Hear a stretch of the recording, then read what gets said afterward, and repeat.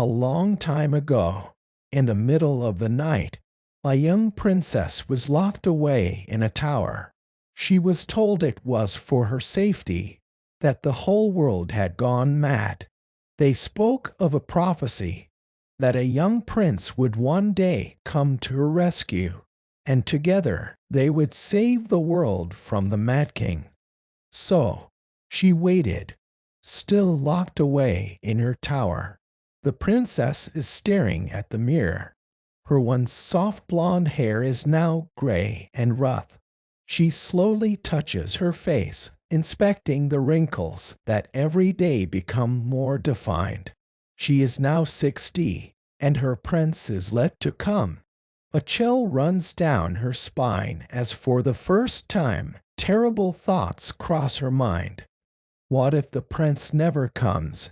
What if everything was a lie?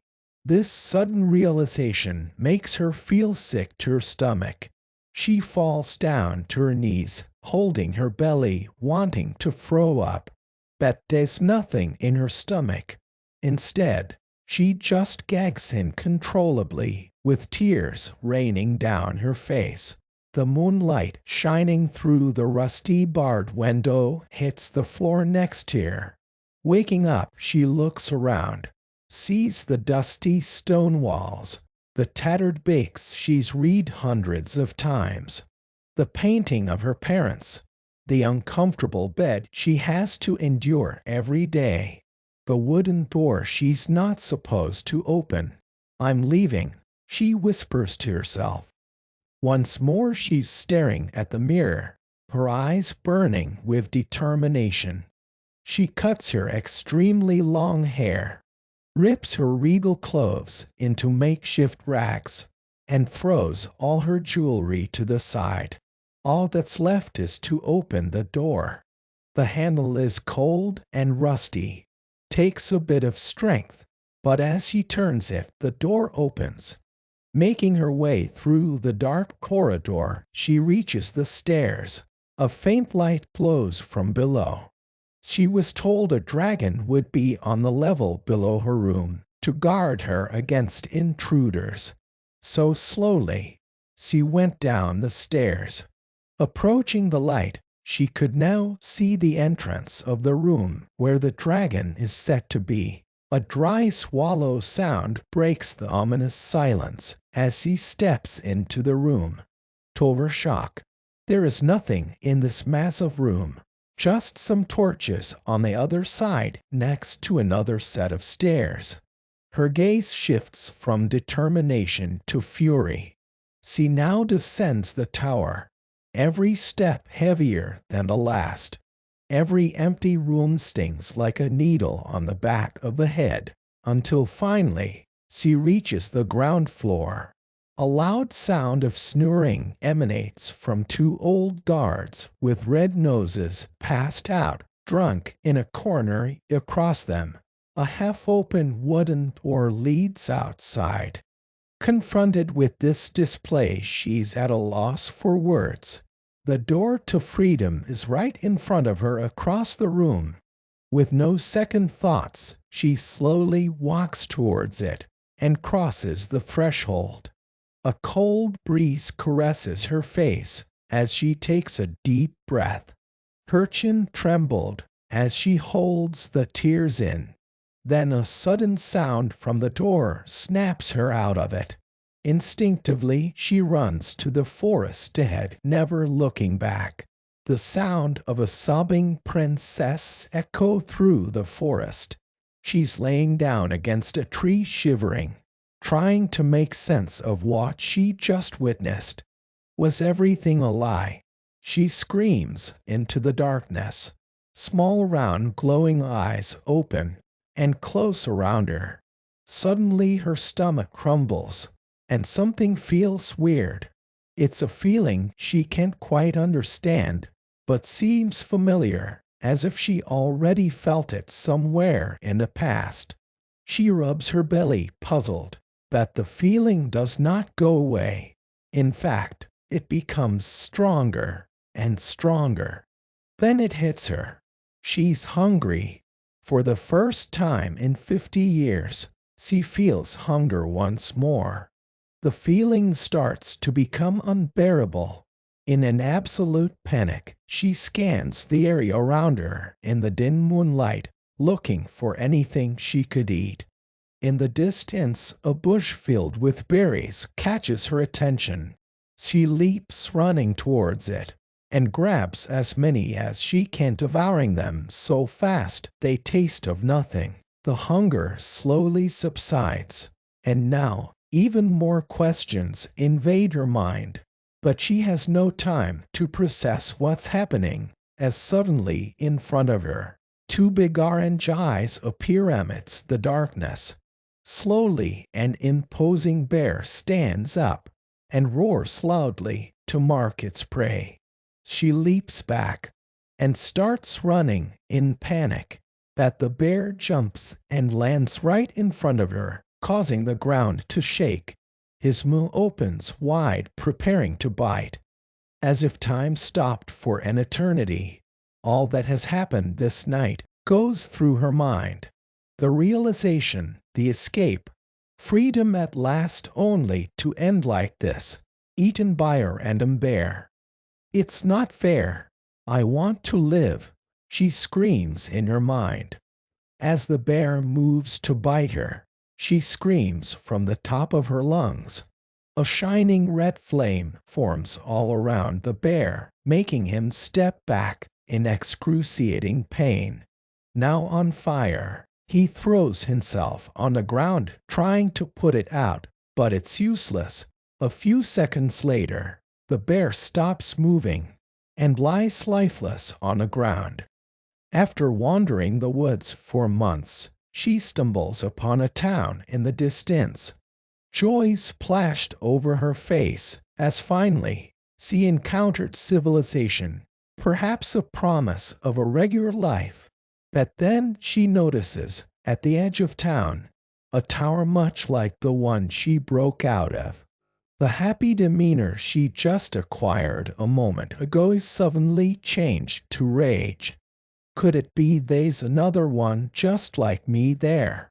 A goal she never had considered before. There was only one way to find out. She had to investigate the town. Twilight starts creeping in as the guard standing watch on the main entrance to Durante L spots an old lady dressed in rags walking with the help of a cane. She appears to trip and fall. The guard rushes to her aid. "Madam, are you all right?" the young guard says while helping her get up. "Thank you, young man. These old bones are not what they used to be. Are you hurt? Your clothes are all torn. What happened?" "Some lousy bandits raided my wagon. I was lucky enough to escape, so I've been wandering for the last few days, looking for a town. Thank the heavens I finally found one." "That is terrible, madam. Come with me, let's go to the inn. I'll have them give you some fresh clothes and some food." "Oh, thank you so much, young man. I would be forever thankful for that." They make their way into town towards the inn. The old lady seems amazed at everything she's seeing in town. Shops everywhere. Happy people roaming around. A prosperous town, no doubt about it. As night starts to fall, lamps all over the place start to light up, and she looks in awe. The guard, noticing, asks her, "Is everything okay, madam? This is a very lovely town you have here. I guess I was lucky to find such a place." "Hada, it's a small town, but it's a happy one.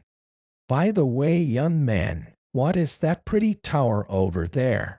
"Oh, that's the power tower that gives magic to all the structures of the town. You've never seen one?" "No, there's no such thing from where I'm from." "How does that even work?" "To be honest, madam, no one really knows. Only people at the capital know how they work, since they're the ones who build them for the king. And they don't really share much with us common folk." "Ha! Oh look, The inn is just up ahead. After a bath, a change of clothes, and a warm meal, the young soldier comes to check up on the old lady. I hope you're feeling better now, madam. I paid the innkeeper a few days for you to stay here. Hopefully, you can figure out what to do in the meantime. Oh, thank you, young man. You are so kind. There was no need to be so generous to an old woman like me. The young man blushes. It's okay, madam. To be honest, you kinda remind me of my mom for some reason. She was very frail for a long time until she passed away last year. Oh, I'm sorry to hear that, young man. Well, I need to get back to my post. If there's anything you need, just come find me there, okay? By the way, my name is Brian. What is yours? Actually, I would like to ask you something if you don't mind, Brian. Could you perhaps take me to see the tower? I'm sorry, madam. Only royal guards are permitted there. It's a crime to even get close to it. Oh, that's a shame. So, what is your name? I'm sorry, boy. The old lady waves her hand in front of her as he says, You will take me to the tower. Brian gets up. His eyes gaze to nowhere. It's late. People return to their homes. The streets become quiet. Yet two figures still walk these bright empty streets. A young guard and an old lady. They move at a quick pace to the outskirts of town, where a tower stands tall. The door is closed. He knocks. A giant man in full plate armor opens up. Before he can utter a single word, the young man goes past him. He immediately grabs him. What do you think you're doing? The big man shouts while holding him tight. Another guard comes rushing with a sword drawn. What is going on? He shouts to his partner. Brian suddenly snaps out of it and finds himself being held by a massive man while being shouted at. Confused, he looks around and sees the old lady. Madam, what is happening? He shouts, not knowing what else to do. The old lady points to the door, then closes her fist upwards while stomping her foot on the ground simultaneously. Nothing happens, and she seems puzzled, but not as much as the three at the door. Interesting, she says. Old lady, would you care to explain what you two are doing here? Says the guard with the sword, as he moves out of the tower towards her. I'm so sorry, sir. That's my son you have there. You see he sleepwalks. I've been following him throughout town, trying to wake him up, and somehow we ended up here. The boy must be terribly confused, since you just woke him up. Would you be so kind as to return him to me so we can go home? The big guard walks out of the tower, still restraining Brian, placing him between him and the other guard, who is still holding his sword up. Trespassing the king's property is a serious crime, old lady. Yes, so I was told. We will detain you both to investigate what is truly happening here. The sword guard moves towards her. Her face changes from a forceful smile to a sad expression. She looks down, taking a short breath. Madam, what is happening? Why are we being arrested? I'm sorry, Brian. She points forward, then closes her fist upwards while stomping her foot on the ground simultaneously. The three that once stood in front of her are now blobs of blood splattered all over the floor, the walls, the trees. A wooden door much like the one she knew for many decades stands imposing in front of her. As she reaches for the handle, thoughts of everything that has happened so far cross her mind. but one screams louder than any other. What's gonna be on the other side of this door? A beautiful young lady with an open book on top of her legs sits beside a barred window looking at the moon. An unexpected sound startles her.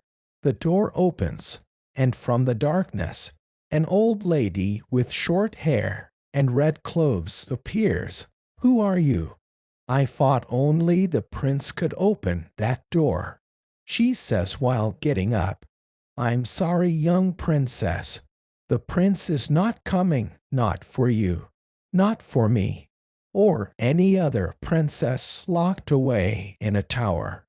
They lied to us. Wait, what? What do you mean? But the prophecy. If he doesn't come, the world is doomed. The prophecy is a lie. The world is just damn fine, believe me. Come, we must go fast before they find out I'm here to rescue you. I will explain everything in more detail as soon as we are safe. She grabs her by the hand and starts walking out of the room. Wait, who are you? What is your name at least? She stops. My name. I have forgotten my own name a long time ago. She looks down at her clothes. Just call me Red for now. What is your name? My name is Snow, but wait. How are we even going past the dragon? Red starts walking again, pulling her to a quick pace. There is no dragon, Red says with an angry tone. Coming out of the tower, Snow seems shocked, much like Red before she is now realizing the truth. Is that blood? Snow says while covering her mouth in shock. I'll explain that later. We need to keep walking also. Take this, you're gonna need it soon. Red hands Snow a big piece of bread she had hidden in her clothes. It's late. Most people are sleeping. The streets are quiet. That two figures still walk these pitch-black empty streets. A young lady and an old lady. A few months later, rumors spread throughout the kingdom about a mysterious gang of criminals called Red Snow. Some say they loot and pillage everything in your path. Some say they destroy entire towns just for fun. Some say they are demons spawned from the very depths of hell. Others say they are freeing the people from the tyranny of the kingdom. No one knows for sure who or what they are. The only things that are known for sure are they wear red cloaks and always destroy the power tower of every village they find.